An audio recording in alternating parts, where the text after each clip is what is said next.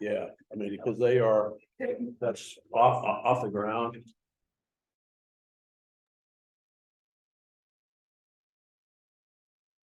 Okay. Great.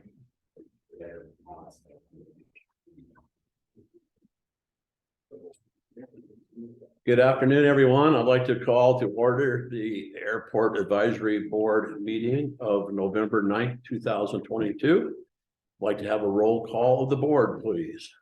Mark Beer, Al Birch, Greg Gfeller, Joan Genter, Brett Boyer, Tim Combreck is joining us via Zoom, and Aaron Saul is excused. I'm there, Greg. Right on, Tim. Okay, great. Let's all please stand for the Pledge of Allegiance. I pledge allegiance to the flag of the United States of America and to the republic which stands one nation under God, indivisible, with liberty and justice for all. All right, let's start with introductions of visitors, and let's start right there with you, Steve, in the back. Steve Anderson. Okay. experiencing airport. Linda Lee Airport. Kurt Lauer, Fort Lane Aviation. Chris Nordstrom, Like Chris. retired aviation enthusiast. All right on. Cool. Scott Kelly, Greg Delvin, Airport Emeritus. Thank you very, okay, very good. Greg, also online, you have Gary Boyd and Bill Brooks. Gary Boyd and Bill Brooks, okay. Looking at the agenda, I call for any conflicts of interest. Anyone see any? Okay. Item 5, are there any changes to the agenda? Hearing none. I'd like to call for the approval of minutes of 9/14/2022, please. I saw move. Okay, Mark moves. Second. Any discussion? Okay, I will say they were very well done. Thank you, Kim. All in favor? Aye. Okay. Let's move on to business. Tower discussion. 7B. This is something we've been working on for a couple of months. The DOCC approved a study to determine just what our actual operation counts are. And this is a draft. It's not a final document, but you should have in your packets this draft. Using IFR traffic count data from the FAA, our ADS-B systems, there's multiple systems in the field that we're using that data from, as well as we added a multiplier because there are aircraft on this field that don't have ADS-B out equipped. We don't know what that percentage is, and I can't get the FAA to give me the tower data during the weeks of operations. I've requested it from multiple people in the FAA. I'm now getting airports groups and ask them through ATC to get it requested. No one wants to give it up. So Interesting. we're trying to find what that number is so we can compare. What our ADSB out compared to their data is. Just so we can have a comparative number, so we actually can figure that out. Stephen, Yep, do you think that's conservative or? we think it's conservative. Okay. We think at 25% is actually fairly conservative. It could be higher, it could be, we actually think it's more 35%. So you add another, decent amount onto that, like 10% onto that. Thanks. So, Um, sorry, go ahead. what really concerns us though, is of hard data numbers. You're at 10,000 operations in July. You're at 9,500 in August, you're at 10,000, you're 9,500 in July. You're at 7,000 in June, and yes, we do fall off, but when we start comparing historical data. It is just climbing significantly, it's skyrocketing. And basically, we're gonna be doing, the whole precipice of this is the consultant that puts this together. They're going to be coming out here in a few months. And we're gonna have a meeting and basically saying, the idea is we want our tenants to come out, we want businesses. On the field to come out and talk to us, what are the concerns, is everything going on? And just talk to us about what it is they'd like to see with this. As well as that, we are gonna be doing basically a form letter, people can write their own letter if they want, but we're gonna be providing a form letter. Basically asking for support, to send to the FAA that this is really their problem, they need to deal with this. Because there are a couple options that we can do going forward. We can build a tower, that the FAA will gladly let us go build a tower, that's $10 million right now. We can apply for grants, but.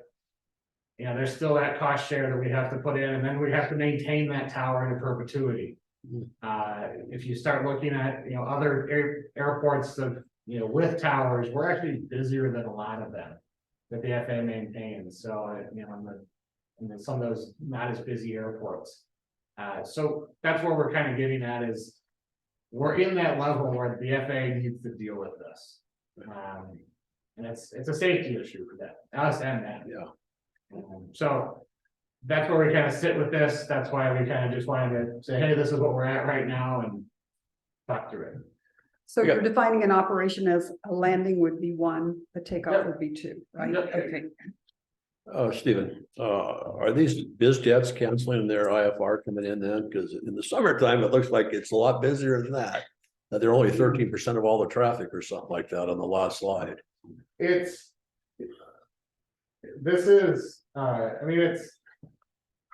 You gotta keep in mind, when you have touch and goes, that's two operations. Okay, got it. You got, that it adds up very quickly when you have 3 flight schools operating with multiple aircraft. Right on. Right. So that's a big thing too.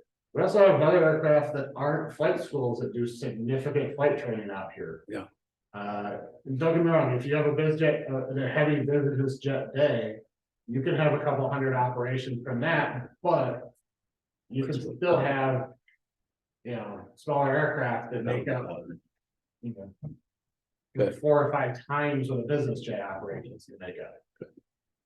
I read through the report. The only comment I'd have right now is they call it an uncontrolled airport. I prefer to call it a non-towered airport. That's an FAA. Okay. The write-up called it an uncontrolled airport, Can you call it a? non-towered airport, even though it made it appear to be uncontrolled. Yeah. Yeah. Yes. Can you get a copy of this? Those are those, we can get a package. Yes, it will be available after. I'll talk to you after. Yeah. Cool. All right. Well, good. So progress, right? Yeah, we're, Right. Just a couple of questions on the forecast part of it. Who does it mentions these forecasts, terminal area forecasts or TAF in a system, aviation system plan, ASAP. Are those done? Is the second one done by the state or who does those? And that's an FAA one that I can't explain, defend or support. The TAF. The TAF. The Okay. TAF is an FAA document. They do it. Oddly enough, they barely support it. It's a very odd document. So are there written standards for kind of level of service that? So you look at our numbers, you look at FAA's level of service and say a tower would be put in. They are, they're well hidden. We honestly have not been able to find anything that says that. They always, if you talk to air traffic, they always talk to, 10,000 ops a month. And you ask them, okay, what does that mean? Is that an average of 10,000 for the entire year? Is that per month? A high, the peak? What is that? And they go, well, we don't know. We can't define that. Or we'll get back to you on the answer. So I don't have a good answer to that, what that means. I'd ask Brett, is that what you're seeing in your forecast for Hayden though, more or less, that kind of growth? Actually, the numbers they're using are less than the KMPO model as far as growth. They're very conservative. But just looking at the landing numbers, those are significant increases. Yeah, and that's why most airports, realistically, when you see forecasting, we actually don't use path numbers. We actually prefer to get documentable numbers. That's why we spend quite a bit of time in the last master plan generating a supportable forecast. That's why we counted operations. We did a bunch of things that, we actually had people standing out, counting operations in the middle of the field. Linda spent a lot of time listening to recordings and counting operations. I did that. We watched camera footage. We did all sorts of things to get a better operation count than just following the TAP that says we should be at 170,000 operations in 2035. All it is headquarters in DC says, well, they artificially start you high at some unsupported number. That they don't even know they don't even at this point how they got to that number. And they add their economic growth curve, and that's what they got. So if they said, yes, you need a tower, it'd be 8-9 years anyway, wouldn't it? They would. Okay. You did rush ahead. Speed of the FAA. Anything else on the tower discussion with the board? I think it's important. We get a tower here. Whether we use it full time, part time, that's another talk. But I think for safety, you need to have a tower here. I'm done. Thank you. All right. You're up there, Stephen, on minimum standards update. Yep, so this is just bring this up just to advise the board that we are looking at a couple of minimum standards updates. Also putting out there if the association has a request that they'd like to update, to basically provide us what they're requesting, what changes they want, the itemized thing of what they want to change it to, and the rationale behind it. We received a request from Coordinated Aviation and Maintenance to add a limited FBO into the minimum standards. Basically, would allow for them to sell 100 low lit.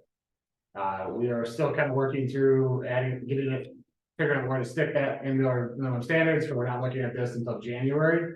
Or we just wanted to give people 2 months period of time to kind of work through anything else we'd like to discuss. So will we see the changes that the airport's proposing before it comes to us to suggest to the commissioners that we should go forward, or does it even come to us? Realistically, I don't expect this to take place. The January meeting would be the presentation of what they are. Okay. That's it. The February meeting would be the conversation of what changes would be. Okay. If you want to approve them, you can delay it another month, and then you figure March would be the latest. Okay. That requires a hearing then? Nope. Okay. Okay. Yeah, it'd be nice though when it'd be nice to hear what the users have to say or what they'd like to see change, but also what you add, unless it's just for Coeur d'Alene Aviation. If there's other things in there, it'd be nice to see it redlined or something so we can follow it. There's a couple other items. There's one other item that Stancraft has requested as well. And it's something we've been talking about internally about how to deal with. And it has to do with, the kind of the tipping point was actually go rentals for them.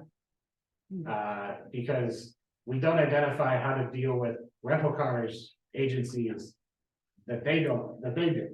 Oh, So it's not a true sublease because they're not subleasing space. So it's, we're dealing with that and how to identify and deal with that. So we have an idea how we're gonna address that. It's just we're trying to figure out how to word that. all right, so it's more to come down the road. Okay. Staff reports and updates. I kind of, just before you start, Stephen, I asked this, well, you go ahead and talk, I guess. I asked to see a map of what lots we have available, what's leased and what's not leased. And I never knew all that stuff on the north side over there was a potential possibility in time, right? Is that what that is? Yes, The northwest corner? Go ahead. so the northwest corner, has been identified.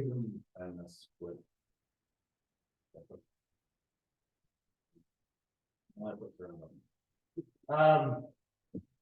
So this identified areas, available, so there's a key, orange is leased in process, yellow is leased but not built, green is leased and built.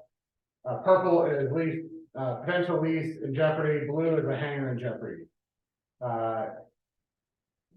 So this is our ALP, it's not guaranteed to be completely accurate and what is actually leased.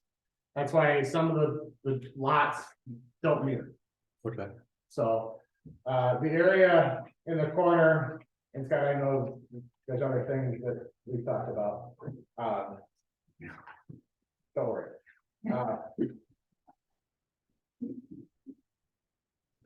So this area in the question mark, we've actually had people approach the airport about wanting to lease the entire area and develop out the area. They've approached us to say, we want to do a development agreement and we'll install infrastructure, we'll install taxi lanes, everything. However, the board it's been multiple people, it's not just one person. The board has decided, the BOCC has decided they want to delay until a new board is in place before we move forward with that. So that's why we put a question mark in there. Okay. Orange is in process for release. That's actually a modification for Empire. Yellow is the lease for the north side development.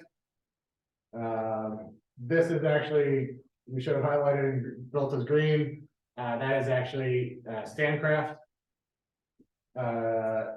These two are on the south ramp. Scott here has one of them, is in process. There's another one we're negotiating as well. The green here is actually developed out. This is actually a very similar thing. We're actually working with an individual that actually wants to lease the area. We'll develop a hangar lot, or excuse me, extend citation as a convert it into a taxi lane and build out hangar On both sides, on both sides. right on. There is a lease in process here as well. And that's about it in that entire area. And then we have, this area is completely leased out as well. So, we are about to pull back these two leases as they've reached the end of their year that we hold a property when we do an application.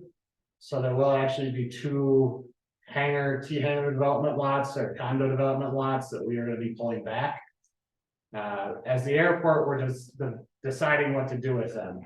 We might actually end up putting them out to bid. Because we don't know what to do with them exactly, because we have about 35 people on our hangar waiting list. But those individuals typically want a single hangar, not a T-hangar development. Those individuals may want a T-hangar development, but in order to be fair, we don't know how to deal with that. So. Oh, we're bid, huh? I want a bid to pay you the normal lease fee, just like I have a spot. It would be to develop basically you propose what you want to do with it. So there could be individuals that say, I want to put a T hanger in there. But other people that may want to do something with like the huckleberry hangers in them. Right. And we would probably look at having some of the advisory board sit with, on that selection committee to say, what's better for us as the airport to have, is it more hangars, is it more individual hangars, is it condo association? What would be better for us to do that? We would do a selection criteria. If it had more airplanes, if it had more tenants, what would we do? I don't know what that looks like yet, 'cause I haven't written it, Okay. but that's where we're stuck at right now. Right now, those two in purple are up. If somebody wanted to build T hangers, they could waltz in there and do it. Well, we're dealing with somebody right now, they actually have a lease. We're attempting to communicate with that group. They're not communicating with us, Okay. so. The blue is the one that, we're dealing with that one. So. Any questions? But we are trying inventing the hanger spots as much as possible. We could get very inventive with other locations, but you get cost prohibitive very quickly with the cost of construction right now. So go back to the north. Question. So those hangars in yellow there, Yep, is the infrastructure going in for those? so the south side lots are doing extensions because there's already a lot of utilities in that area. They're having to do some extensions across it. Across the southern side. Gulfstream Road is nearly finished right now. They're doing closeout stuff. So that's actually in place right now. Okay, thanks. Anybody have any questions for Stephen? Is that all the discussion of on the lease and stuff? So the lease, we provided the lease just as you're welcome to read it. If you have questions or anything, we could be happy to answer them. But it's our draft lease that we agreed to.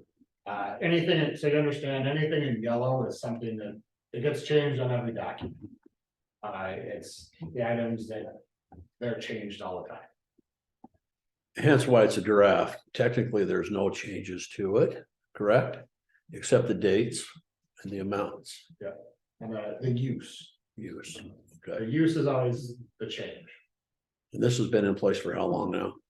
So we have this version, it changes and it grows as we had some changes, like for example, we specifically spelled out some costs.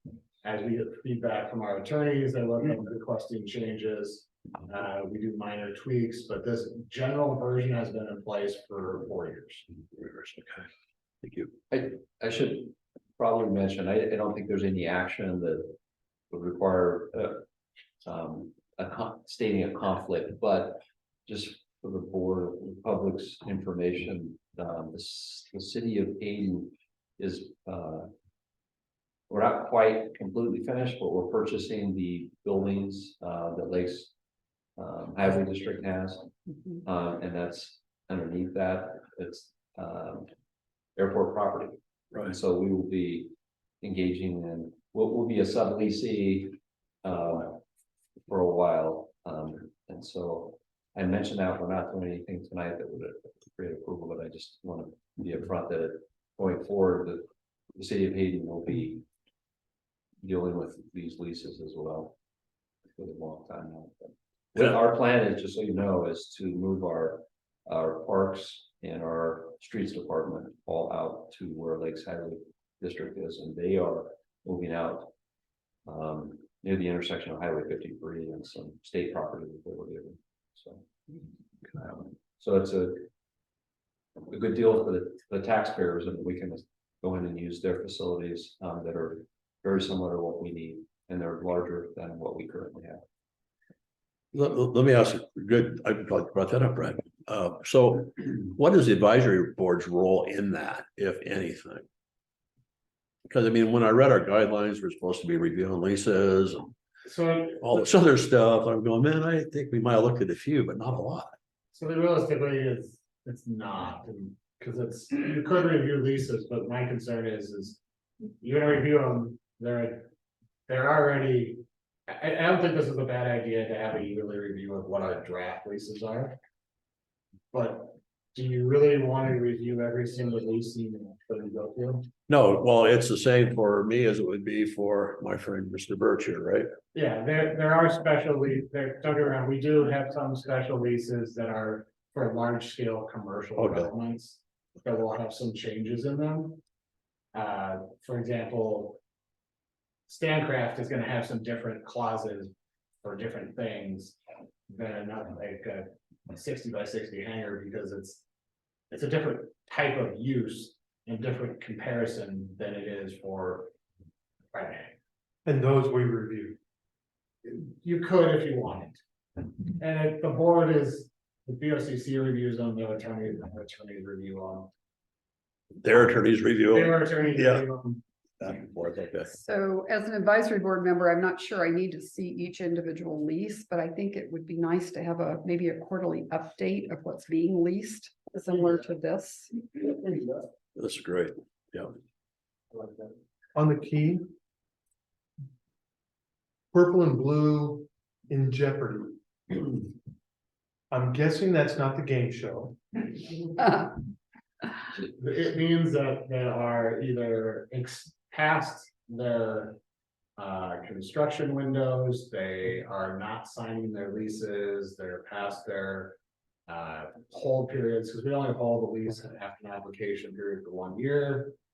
So this, those things that are putting the actual lease in jeopardy. Yes, and some of them may not even have a lease. They may be Or the lease or the whole. the whole. Right. Like, for example, the T hangar area. They applied, they did their applications, they paid $1,250 to hold it for the year. We gave them we've done the modifications to the lots that they requested, we've done the leases for them. Okay. And now we're sitting here going, hey, you got your year. Where are you? Where's your lease? We need your signed leases back. And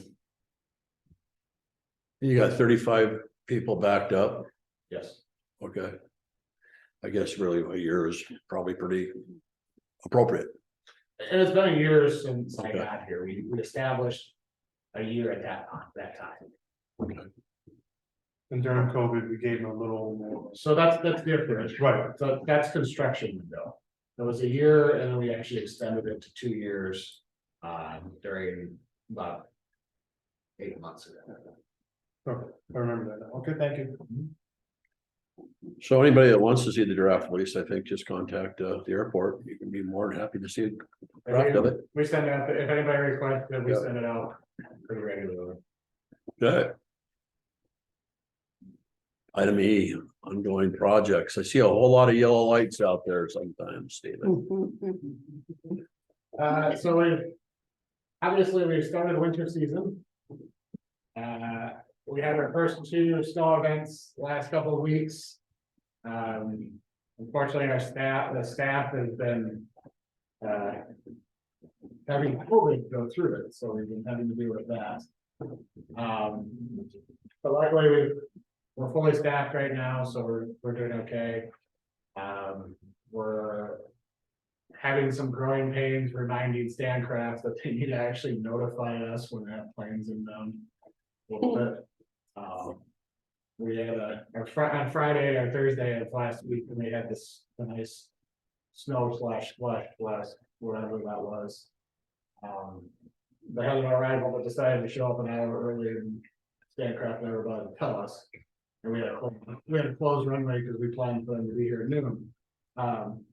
So we're still doing some reminders with some of our tenants. For the most part, all the tenants that are based out of here know that if they need to leave, to give us a call, we'll try to get you open and out. But it's been a pretty decent winter so far.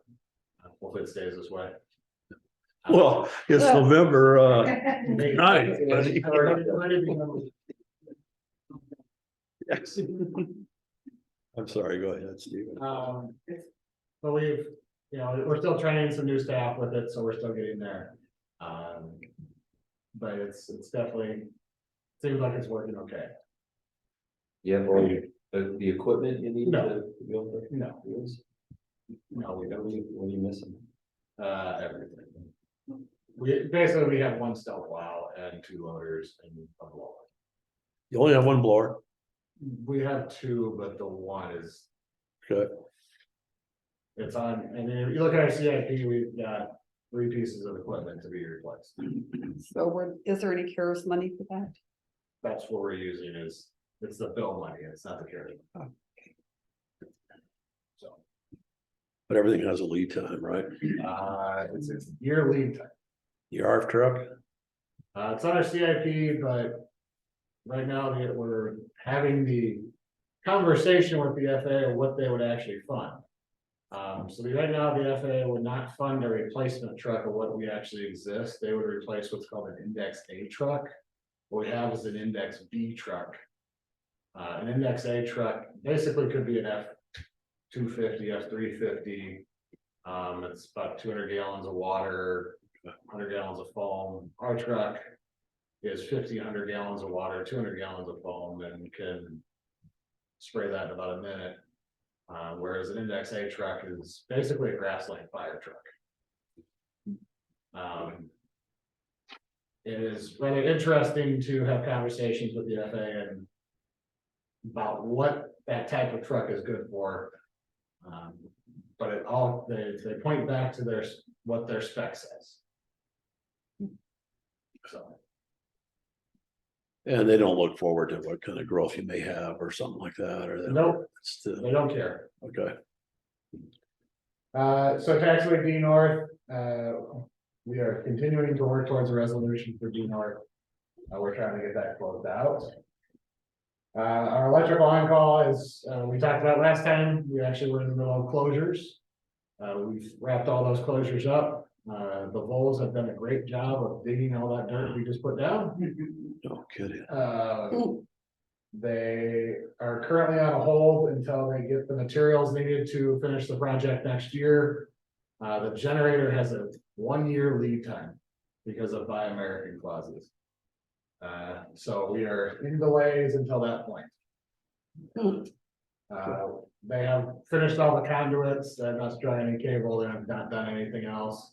Once we get that project or we get all those things in, we'll start, probably in July, we'll probably look at doing the pad for the tilt down tower on the north side. We'll start getting the generator set up, we'll start running the conduits, we'll start doing all those projects again. Snow removal is close out the design of it. Gulfstream Road is also in punch list for closing out. We're getting close. Infinite ramp, that's on hold for right now. Snow removal building, we have in work on progress on this. We actually just did a supplemental agreement for a mezzanine with using state funds. The state actually kicked in $300,000 to do interiors.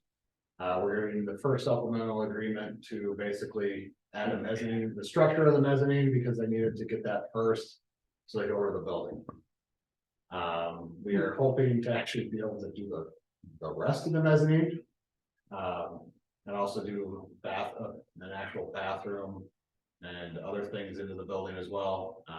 But cost of construction is quite high right now. So will the mezzanine give you storage?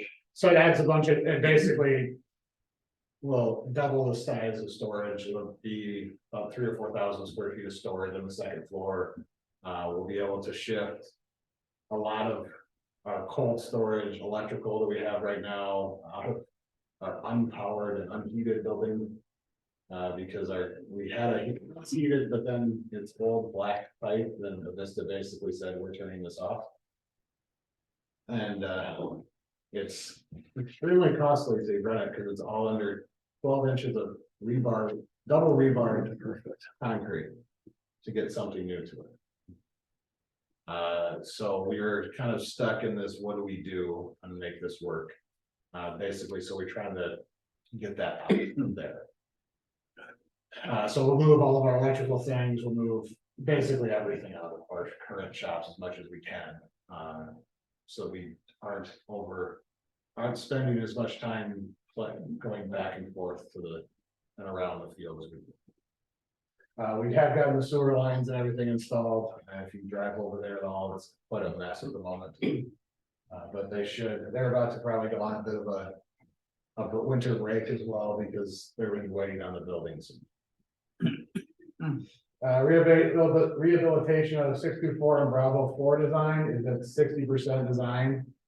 We're gonna be having a design review with the FAA here soon. We submitted that to the FAA. We should have a meeting with them on what their opinions are on that. We actually got the FAA to increase funding levels actually for this project, so we can actually do the project as one whole project instead of piecemealing this into this weird project. Just because cost of oil has gone up, cost of asphalt's gone up. Looks like we're gonna be able to do lighting as well as mill and overlay. They've also agreed to allow us to do a standards issue with the runway, where we can actually fix the grades that go off the runway because it's actually too excessive. What's the depth of the mill and overlay? We're looking at a 2-inch overlay in the. So just to understand airport standards, that bank coming off the side of the runway is too steep? Yeah, so it tapers down too much. Right. To address it, we need to, there may actually be some places where we mill almost nothing to address it. And it's gonna be maybe we add 2 inches back on of the material. It varies throughout the entire runway. And it just has to do with the fact that it's not quite, the slopes aren't right. I will say that we are not touching the 2-4 end because there is no crown at the 2-4 end because of that intersection. And we are not touching the 6 end because if we touch the 6 end, we have to deal with the Melzer end, and that's for another project. And it's got some weird slopes and geometry into that. And the Melzers, if we touch the Melzers, we have to replace the Melzers, and that's another project. So we are also looking at a maintenance project on November. We have some leftover bill money next year. It's about $320,000. We're trying to coincide it with the runway closure. What we're trying to do is basically do a seal coat over November. If anybody's flown taxiing on November, you noticed that we did rolling closures over it. We did a lot of crack sealing this year. We put approximately 20,000 pounds of crack seal down this year. That was the most I think we've ever put down as an airport. And a lot of it went into November because we had a lot of cracks that we're having some failure issues with some of the cracks. And we're hoping to actually help limp this along until we can add it to a mill and fill in a later date. So. I got a question on November though. That's not that old. Was it not built to spec or was it? There was a problem with it when it was. Okay. There was a deduction to the paper. Okay. Cool. But also it's 15, 16-year-old pavement. You look at, can't guarantee what it was designed for, and you've got a lot different traffic mix suddenly on top of that from Stancraft is now all the traffic that's going. Yeah. Okay. So. We just talked about the ATC planning. As we said, there's going to be a letters in the meeting in winter of this winter. We are still working on a CADX for the Northeast area as well. So quite a few things going on next year. Pressure wise is going to be very interesting. When do you think we'll get drawings for the tower? So the idea is we don't want to own it. We want the FAA to build it. Okay, We do have some sites picked out. And we've done some site analysis for it. We've done basically different locations around the airport. We've done site analysis that show, okay, this tower, they need to be this high in this location. The problem is that right now the FAA is actually changing what they want at towers. Because if you talk to, they're developing a new tower in Grand Forks. It has like 4 people in it on an average day, they want like 6 acres. With 100 parking spots. So I got nothing. So you're gonna put it next to a terminal. We have 3 different spots. We got basically behind the November Delta 6 extension. We've got in the corner of Ramsey North. Just around the temp tower pads there. We actually also looked at just to the south of where Brent was talking about earlier as well. Where the lakes is. That grass field there. The grass field is actually, it's a good spot, but it actually needs a taller location. The other spots are lower, that's like 90 feet, the other spots are like 40 or 50. You could move the ugly water tower. Don't get me started. Big one for us. Remember, it's not ours. I know. Sure ugly. That's all I got. So things are slow. I mean, everything will take a long time. Okay, thank you. Any update from any more questions for Stephen before we move on? Thank you. Coeur d'Alene Airport Association update. Is there one? Yes. Yes, sir, Steve. You want me to talk with you or? I think you can. You're fine there. Fine, yeah. So, we really appreciate having the information handed out in advance here. That was very helpful. And, I think it's a step in the right direction so that we know what is going to be on the agenda and what we can comment on. We have not polled our members to see who is in favor of the tower and who's not, but I think the general consensus is that we would be happy to see a tower here. With all the activity that's going on, it feels like a rodeo on some days. And I think having a tower would be very positively looked at by the membership. I did have some questions relative to the supporting data for the tower. And this is not meant to try to undermine anything, but the 25% adder for the non-ADSB traffic seems to me to be not a conservative number, but a high number. And I say that from this standpoint. Looks like all of the IFR traffic was added in the 25% adder as well. All of that traffic has ADSB. I would assume that Kirk and Sandcraft and the other operations here that have training aircraft all have ADSB, and those are both of the operations that are taking place here on many days. So I think that the people that come in here from outside of the airport, many of them are going to be coming from ADSB required areas. So I know you have to pick a number. I think if you don't need to have to jack up the numbers to support the tower, I think taking a closer look at that would be something that would be appropriate in terms of having credibility. So the other question I have is on the practice approaches that come in here that peel off and do a miss. Are those counted as an operation? They are. It depends on the height of what they are. Depends on when they break off. Okay. But the FAA views them as, if you're using the airspace, they still are viewed as an operation in the system. Okay. So I know that there's lots of practice approaches coming in here, and people from Phelps come over and use it. So, you know, the numbers obviously are very high. What's happening here with 3 flight schools and the additional traffic from the summer from people, tourists coming in from the top of the area. Certainly seems like there's an upward trend on that, and I think our position as of right now would be that we strongly support the tower. So that's the comment that I can make. With regard to the minimum standards, I saw that and I noticed that there wasn't any information about what is being proposed. I like the fact that you are going to include us in the opportunity to provide input on that.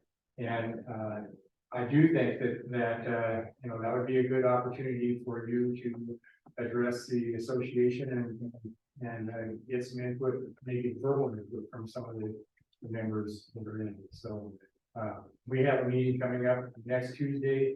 I'm going to suggest that we'd be very supportive of providing you input on minimum standards if there are things that need to be changed.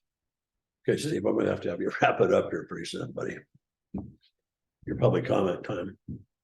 Go ahead. Well, I thought this was the association time. Well, that's fine, but I still need to keep it. I only had one other item, and that was the lease and development issue that I didn't realize that the draft was actually the current lease that you're using. So I had talked to Greg about having something that has strike through and underline for additions and deletions. But that looks like if that's what we've been using for the last 4 years, then that's not necessary. But the final thing is, I noticed that the VOCC had a special meeting yesterday, all in executive session, talking about a number of competitive issues and lease issues. And I noticed that was not on the agenda here tonight, but we feel like we're in the dark on that. We don't know what's happening, if that's Luxury International coming back, or if there's some other deal where there's a non-competitive thing taking place. I think that's something that needs to be addressed. So anyway, those are my comments, the association's comments. If you want to address any of that, Stephen, or can you yet? Maybe you can't. So anything in exec session, I can't speak to. It's, Pardon me? anything in an exec session, I can't speak to. It's state law, I cannot speak to it. I just can't. So if you can request that the board release that and put it into a non-exec session and speak to it. But I don't have that power, Steve. You know, I understand that, but something triggered the executive session, and the trigger ought to be something that could be discussed, I would think. Anyway, it is what it is. I don't want to belabor that. Right, thank you. Didn't mean to cut you off, but I think sometimes though, I mean, I'll just make my 2 bits. If it goes to executive session, chances are it was confidential to start out with anyway. And so we can't say, well, we're going to talk about Joe Blow here or whatever's going on. I mean, that's my opinion. So, okay. Any other public comment? Okay. With that, I'd like to call for adjournment. So adjourned. That was rough.